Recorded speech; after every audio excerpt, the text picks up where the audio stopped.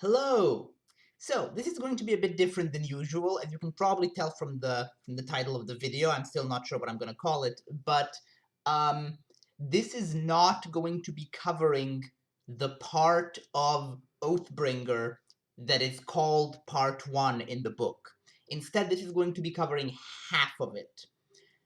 And the reason for that is, I read the first 16 chapters of Oathbringer, and I realized that I had more notes than I had about almost any section of Words of Radiance.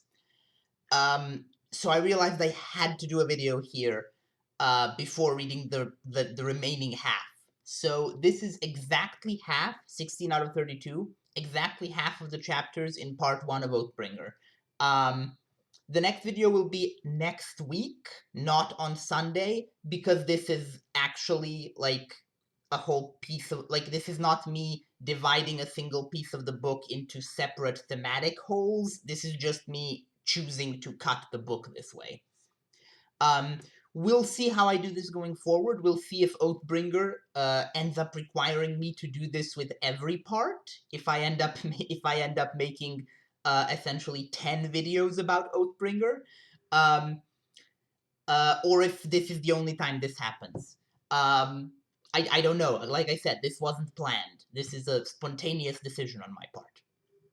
So, for those following along at home who have read this book, the section that I'm going to be talking about is from the start of Oathbringer up until Kaladin lets himself be captured by some parshmen. Shallan creates her brightness radiant persona and uses it for the first time to practice sword fighting with Adolin. And Dalinar suddenly remembers his wife's name and face. Those are the three big things that happen to the three main characters at the end of this section. So, let's handle this character by character, the usual way. So, Kaladin. Kaladin, I was not expecting Kaladin to get a happy reunion with his family, frankly. I'm genuinely shocked that his parents are alive and that they have a new child and all that. I was certain he was going to get there and either watch them die or have them already be dead. But it's nice to see things finally going in Kaladin's favor for once. His life has been filled with nothing but tragedy so far, and it's nice that, at least for a while, he gets to be happy about something. I really like the chapters of Kaladin interacting with people back in Hearthstone. I think they might be some of my favorite chapters so far out of these 16. I think there's like 2 chapters there. I really like the way that there's this tension within Kaladin where the more people respect him and the more people that he's grown up with finally treat him well, as opposed to treating him horribly like they have most of his life, the more people like Roshone and Laral and all these other people there treat him with respect and look up to him and so forth, the more he recognizes sort of the light-eyed side of himself in a way. Like, he's recognizing, he compares himself explicitly to both Roshone and to Amaram at one point. He has this sort of identity crisis because, as we know, Cal hates Light Eyes. And putting aside the fact that when he wields the sword, he literally physically is one now, that's not really so important, I think. I mean, it's important to him, but the more important thing is that his new position in life and in society places him on the level of a Light Eyes. And that means that people interact with him the way they do with a Light Eyes, and more importantly, it means that societal and cultural pressures naturally lead to him acting more like a Light Eyes, because he can now. and this is obviously going to be a major source of internal conflict for Kaladin going forward, which I'm really looking forward to. I'm looking forward to seeing where the books end up landing on this whole thing of essentially, is it possible to be the bearer of this kind of societal privilege and not be corrupted by it? I think it's possible, but I think it's very difficult, and might require some sacrifices from Kaladin, and might require him to actively choose to not use his authority in situations where using it would be much easier. That said, I do like one thing we're dealing with a lot in this section is Radiance being out of Stormlight. Like none of our main characters can use their powers as much as they're used to because there's no Stormlight around to go around.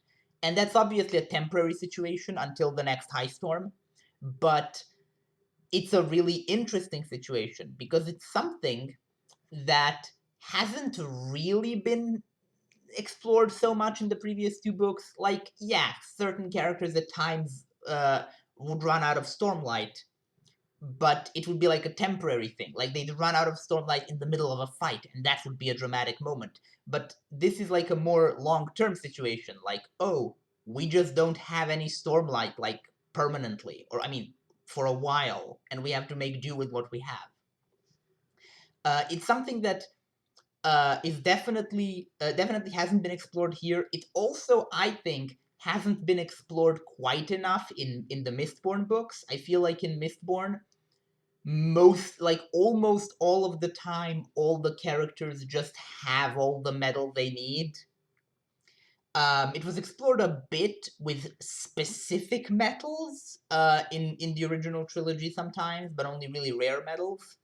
But no one ever really had like a situation where, oh, we just are out of iron or out of steel or something like that. So I'm glad to see it explored here. I feel like if you're going to have your magic system be based on a resource, like an expendable resource like that, you kind of have to explore what happens, how your characters deal with not having access to that resource. So I like that we're seeing that here, and we're seeing some very different attitude towards it. Like, you've got Cal, who is being very sparing with his Stormlight, and sort of carefully using it to travel faster, but not as fast as he could if he were using it, like, willy-nilly. But then you've got Shallan, who just sort of keeps basically accidentally using it, like, without thinking. And then being like, oh crap, I'm wasting all our Stormlight. Which makes sense. She's the youngest, she's the most impulsive, it's in character. The other thing I want to talk about with Cal here is the Parshmen, or the listeners, or whatever you want to call them. So, I had assumed, and I think all of the characters had assumed, that the Everstorm would infuse all the Parshmen with storm form. That it would turn them into the form that we saw on the Shattered Plains, the form that is directly under Odium's control, where the Parshmen themselves are no longer thinking clearly. The form that Ashonai and Venli had, and so forth.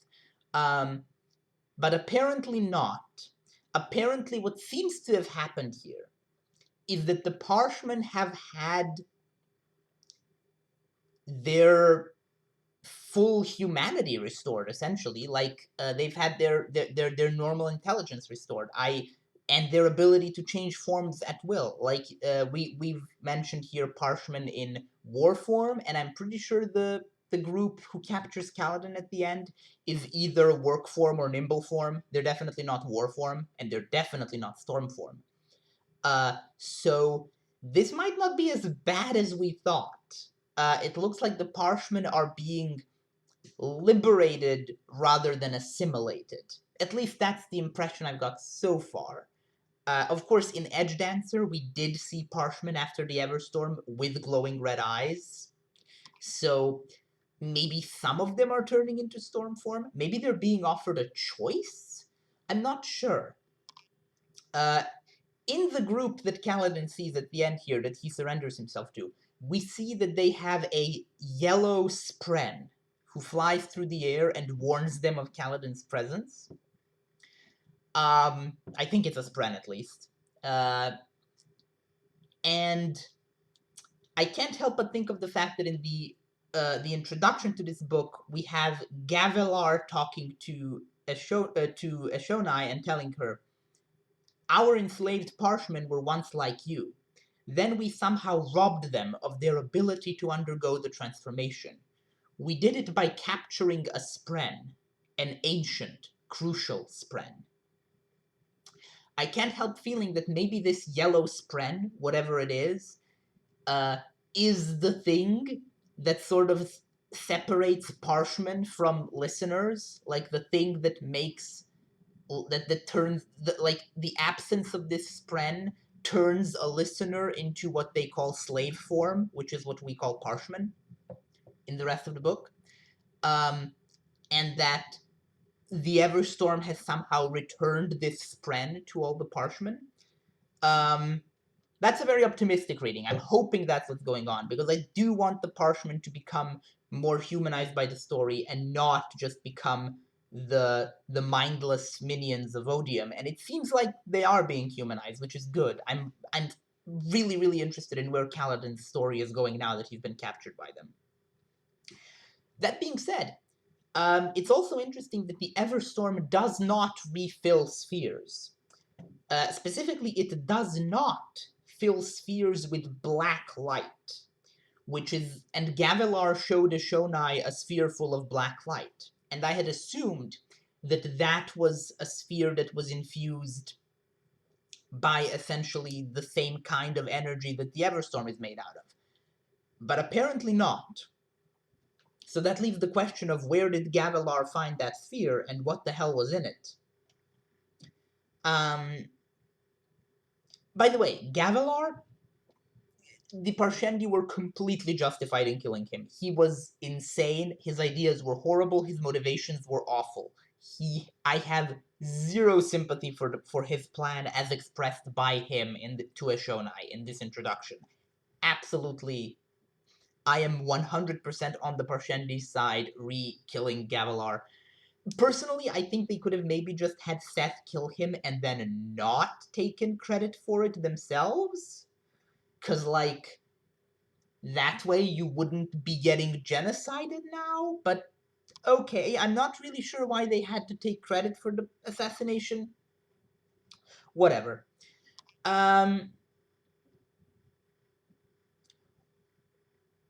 What else is going on here? Since we're talking about that introduction chapter, it's kind of implied, I think, that that Seth coming into the Parshendi's hands, was the work of Odium, I think, because it says that, because it's implied that Venli heavily influenced the listener who bought Seth, and Venli has clearly been under some kind of freaky Odium-esque influence for a while. So I'm guessing that Odium kind of essentially influenced events to make the Parshendi assassinate Gavilar, which is really interesting, because again, the Gavilar was essentially trying to bring Odium back, and at first I was like, that makes no sense. It must not be true. It must not be Odium then. But then I realized Odium, by virtue of what he is, at least judging by his name, wants conflict and hate and disunity. And the thing that I think he would hate the most is for all mankind to be united. And that's what Gavilar was going to do. So essentially, Odium here, in my theory at least, actively prevented his own return, because if he returned in the way that Gavilar wanted, it would have led to the unification of mankind. And that's against his wishes.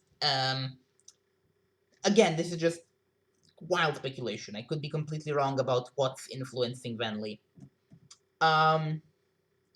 Anyway, that's it about Kaladin and the Parshendi and all that. Let's talk about Shallan for a bit. There's less about Shallan here, but there's still some interesting stuff. So Shallan, it didn't even occur to me after last book that Shallan would have a lot of mixed and complicated feelings about Pattern now that she's acknowledged what happened in her past. But it makes sense. It makes sense that Shallan would look at Pattern and see in him essentially the blade she used to kill her mother, which started the downfall of her entire family. That doesn't necessarily, I mean, I don't think she necessarily blames Pattern as a person, but she does blame the shard blade, certainly, that Pattern becomes. And it's difficult to put those things separately in your head, I imagine. I really, really like the fact that Shallan is still with Sebarial. That's really cute. I hope that stays forever, because I really love Sebarial and his mistress. Polona, I think. So I hope she stays with Sebarial forever, frankly.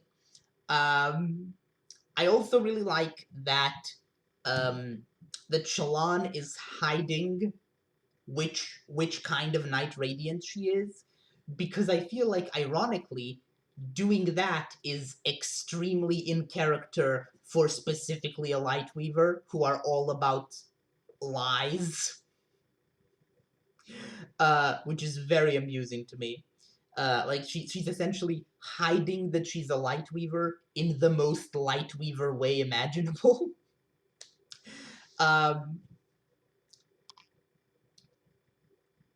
What else? With Shallan, oh, I really like the whole chaperone conversation between her, Adeline, and Pattern. That was very cute and funny. Pattern screaming "No mating" all the time while they were together. Perfect scene. I love it. Now, what else? I think that's about it for Shallan, really. I guess I'll talk about Adeline, since he's kind of tangential to Shallan. Adeline,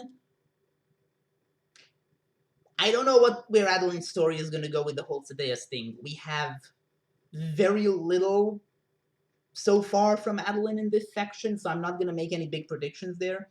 I do think it's really interesting that someone appears to be trying to implicate whoever murdered Sadeas in further murders. I don't know if the person doing it knows that it was Adeline, or if they're just doing it to sow chaos. My current working theory would be that it might be some of Shallan's associates. I can't remember their names. The group led by Mraiz, and the masked woman whose name I forget. Oh god. Oh god. I said that, and then I instantly realized masked woman. I just read the Bands of Mourning. I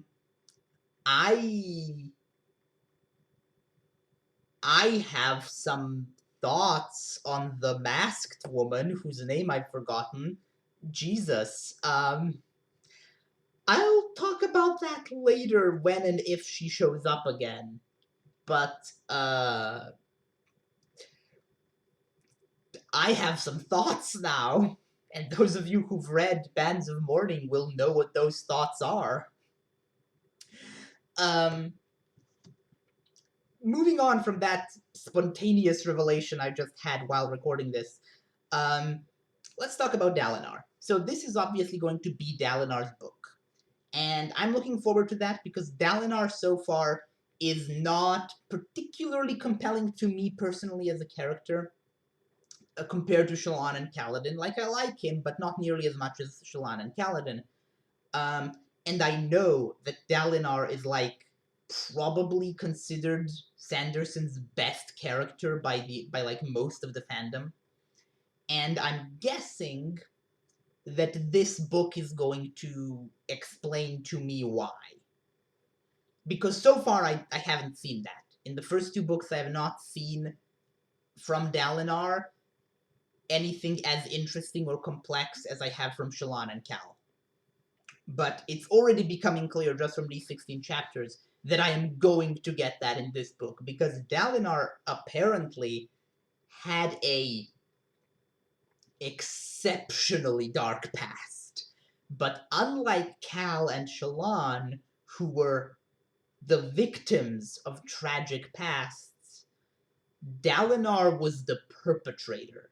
Like, he had a dark past, but it wasn't dark for him, it was dark for everyone else because of him. And that's really interesting, because he's like the most morally upright person we know right now. So I'm really curious to see what happened with him. I'm not really gonna make any major predictions yet because there's so much we don't know yet. Like, we don't know anything about his wife other than her name now, as of the end of this last chapter. We don't know what happened to her. We don't know.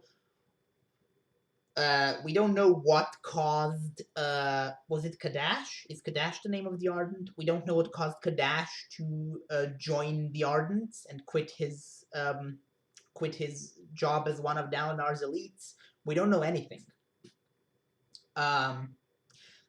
One thing I find interesting, though, is that even back in their youth, even when Dalinar was like a violent sociopath, it's pretty heavily implied that Sadeas was worse even then. Like, they were friends, but they were friends. It made sense because they were very similar. Like, Sadeas was also a violent monster, just like Dalinar. Dalinar just grew out of it, while Sadeas didn't. But Sadeas, first of all, it's implied pretty heavily that he has his soldiers gather up women for him to, at the end of battle, like the surviving women of the enemy town, which is extremely dark. It's also pretty clear that he is much more in favor of a scorched earth approach. Like, he's the one who constantly wants to loot and raze towns and stuff, whereas Dalinar has some sense of honor, wherein he will, when he recruits someone into his elites, he will essentially promise them to spare the town. So, like, Dalinar was a better person than Sadeas, even back then, even when Dalinar himself was a child-murdering monster, apparently. So, but in this section, the thing that's more interesting about Dalinar is his relationship with the Ardents and the Church. So, Dalinar and Navani get married, and they are married by the Stormfather, which, by the way, really cool concept. Love that scene. I love that scene, and I love the oath, that the like non-traditional oath that Navani gives. There's also the implication that Navani has betrayed other people's oaths before, like oaths she's made to others, and I wonder if that means that she cheated on Gavilar or betrayed Gavilar in some way. I don't think we know what that is yet. I could be wrong. I could be forgetting something, but I feel like that line from the Stormfather about her betraying oaths before is a hint at something we don't know about. That being said, so Dalinar and Navani are married now. By the way, I think this is like one of the first times that Sanderson's whole no sex before marriage thing is perfectly in character, because Dalinar is like this weird rules freak, and so it makes sense that he would like be super stuck on this specific thing. Meanwhile, Navani is like, who cares? Let's just do it. So, uh, like I said, that like I've said before, it's weird that Sanderson always does that, because there were definitely characters in previous books where it made no sense for them to wait until marriage. But this one time, I think it makes perfect sense. Anyway, uh, moving on. His relationship with the Ardents is bad.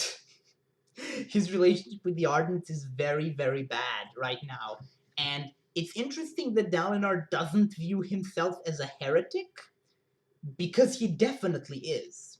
Like, I don't think that's a bad thing. I hate organized religion. I think it's good to be a heretic, personally. But it's really funny that Dalinar is like, I'm not a heretic. I just believe that God is dead. Like, yeah, you're kind of a heretic, my dude. Like, I wouldn't quite. Yeah, you're a heretic. And also, he compares himself to Yasna explicitly. He's like, I'll take that as a compliment when he's compared to Yasna. And it's like, Yasna is literally widely thought of as the heretic. Like, what? It's just a weird thing for him to specifically deny being one when he blatantly is. But whatever.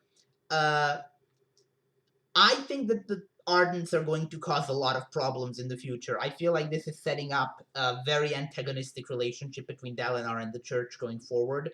Um, Especially once we learn whatever the hell is going on in the capital, in Kholinar, because I'm pretty sure that's like a religious uprising, based on that one chapter we saw last book. So I'm guessing that the Ardents are up to some shit. Um, but yeah, the other thing Dalinar does here. So first of all, Dalinar has the honor blade, Seth's honor blade. I don't know where that's going. I don't know what's going to happen with that. I'm just noting it here.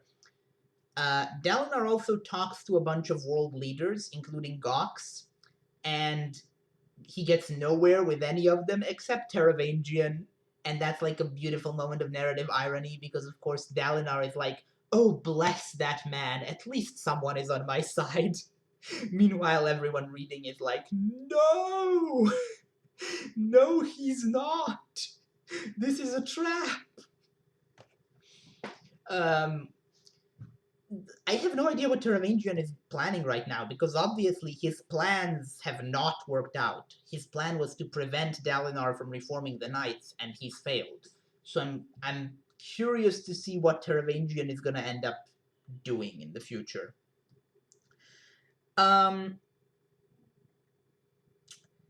I think that that's probably everything I have to say. Oh yeah, I just want to say about Gox. So Gox rejects um, Dalinar's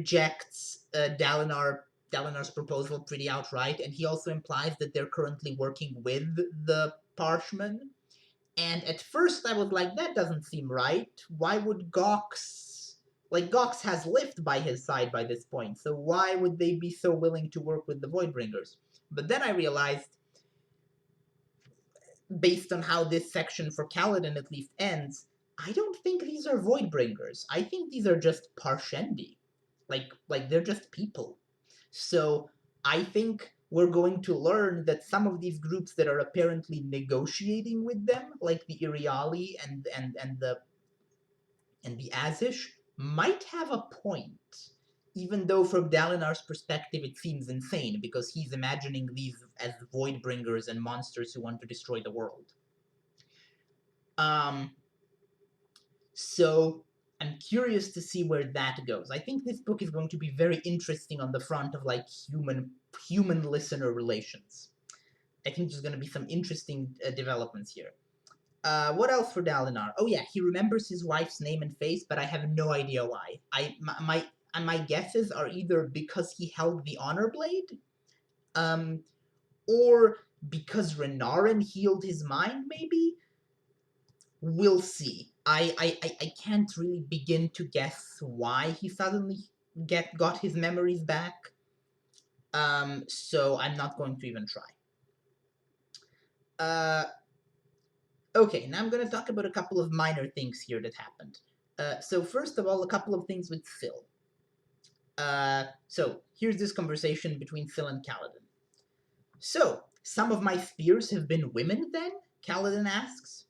Female, at least, Phil says. Roughly half, as these things tend to go. It's your fault for personifying us, so no complaining.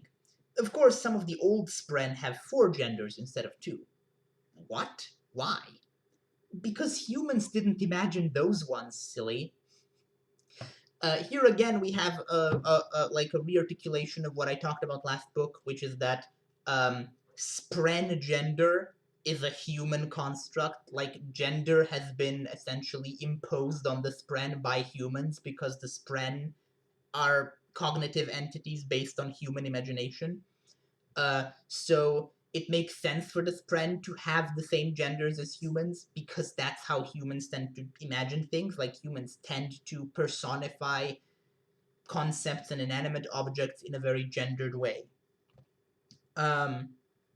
And that makes it and that makes it make sense that the Spren would end up being male and female, even though obviously that wouldn't make any sense as like a natural occurrence because it's not like they even reproduce sexually. So like, speaking of sexual reproduction, however, weird segue, I know. So speaking of sexual reproduction, Syl talks to Kaladin about how she's basically trying to get him laid, which is very funny. And she's been studying sex. And Kaladin is like, oh god, she's always with me. I haven't even thought about that. What if I do find like a woman I want to have sex with? Like, how will that work? Will Syl just be there the whole time? And that's like a really funny thing to consider. But then it also made me think about some other stuff, which is Syl always there when Cal goes to the bathroom, for example? Is he not uncomfortable with that? When does he masturbate? Like, I know Brandon probably wants us to think that no one does that in his books, but I'm sure everyone does. So, like, how would that work? Just some thoughts. I don't think we'll ever get any answers to them, but they are something I'm thinking about now. So that's it for my thoughts on Cal and Syl. I also have like a stray thought about Elhokar. So Elhokar has this like extreme humility now. He's bowing down to Dalinar and so forth, and he wants to go rush into Kholinar, and he says that he's willing to sacrifice himself and leave the world in better hands because he's incompetent and yada yada yada yada. I don't like, on the surface level, it seems like a positive character development. I don't think it is. I think Elhokar is currently very, very unstable. I get very concerning vibes from the way he talks, and I feel like he's going to do something extremely reckless and extremely dangerous and extremely stupid and going to make things worse. I'm hoping I'm wrong, but that's my current feelings here.